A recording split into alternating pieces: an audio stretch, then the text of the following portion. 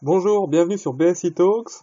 Aujourd'hui, on va parler de l'euro et on va notamment débattre de l'opportunité ou pas d'une éventuelle sortie de l'euro de la part de la France et d'un retour au franc.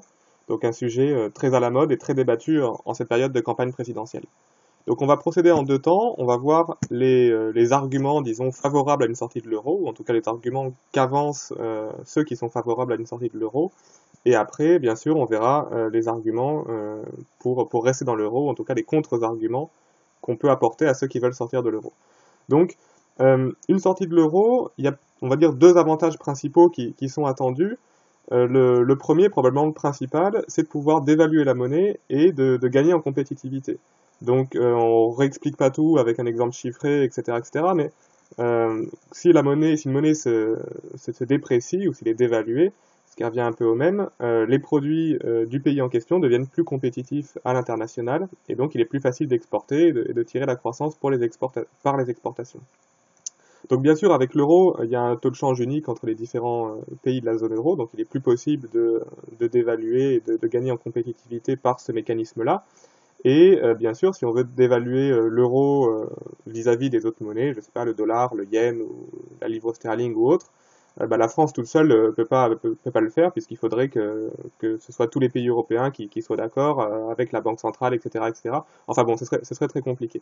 Donc l'euro empêche la France de jouer sur la dévaluation pour gagner en compétitivité et pour booster ses exportations. Et donc les partisans d'une sortie de l'euro avancent l'argument que si on revenait au franc, on pourrait dévaluer et jouer sur ce levier-là. Un autre point qui rejoint un peu le précédent, en fait, hein, mais qui est plus une question, on va dire, de souveraineté, l'idée ou l'argument des partisans de la sortie de l'euro, c'est de dire que si on revient au franc, la France gagnera en souveraineté, aura sa propre monnaie et ne sera plus dépendante des bureaucrates de Bruxelles ou de Francfort en l'occurrence, puisque la Banque Centrale Européenne siège à Francfort. Donc une situation dans laquelle la France retrouverait, disons, la maîtrise de son destin monétaire. Donc on va voir malgré tout qu'il y a pas mal de contre-arguments, ou en tout cas de problèmes que poserait une sortie de l'euro. J'ai listé les principaux. Déjà, ça entraînerait une instabilité du taux de change, puisque le taux de change du franc et des différentes monnaies européennes fluctuerait entre eux. Et si on se rappelle des raisons pour lesquelles on a créé l'euro, hein, c'est notamment qu'il y avait des problèmes de fluctuation assez importantes des taux de change des différentes monnaies européennes. Et dans les années 70-80, on a essayé de limiter ces fluctuations avec tout un tas de mécanismes. Ça marchait pas très très bien et c'est pour ça qu'on a créé l'euro.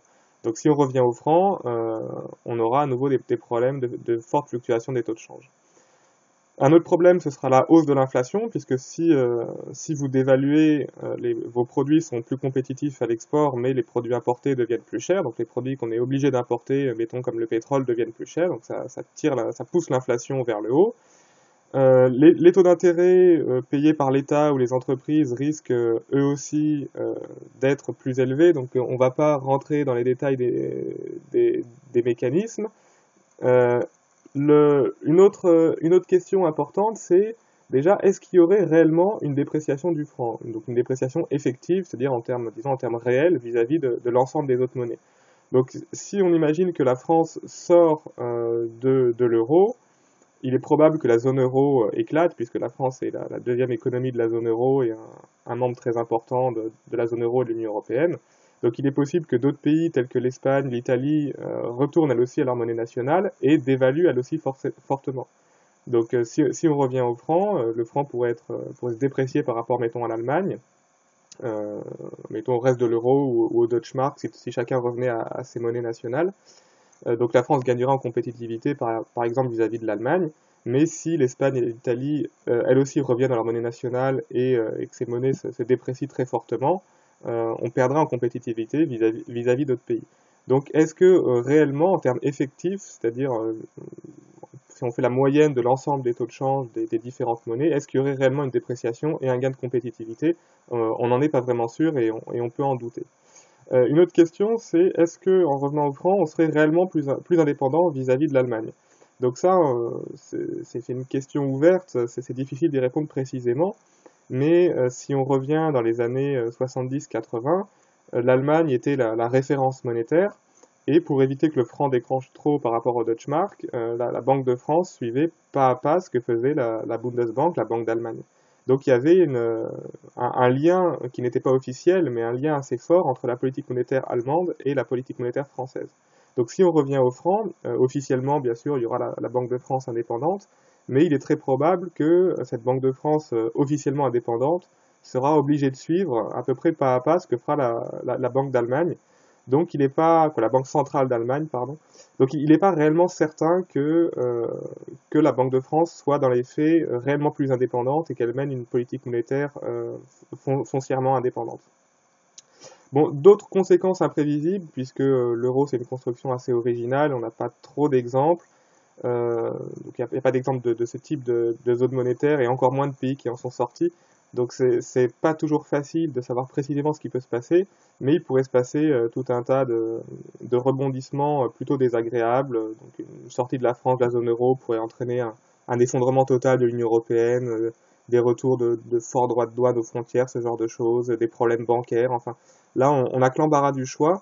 Donc il peut y avoir beaucoup de rebondissements assez inattendus et dans l'ensemble plutôt désagréables. Voilà, donc dans l'ensemble, on peut dire que sortir de l'euro, c'est probablement pas la solution miracle que certains prétendent. Donc merci beaucoup de nous avoir suivis. N'hésitez pas à aller voir nos autres publications et à bientôt pour de prochaines vidéos.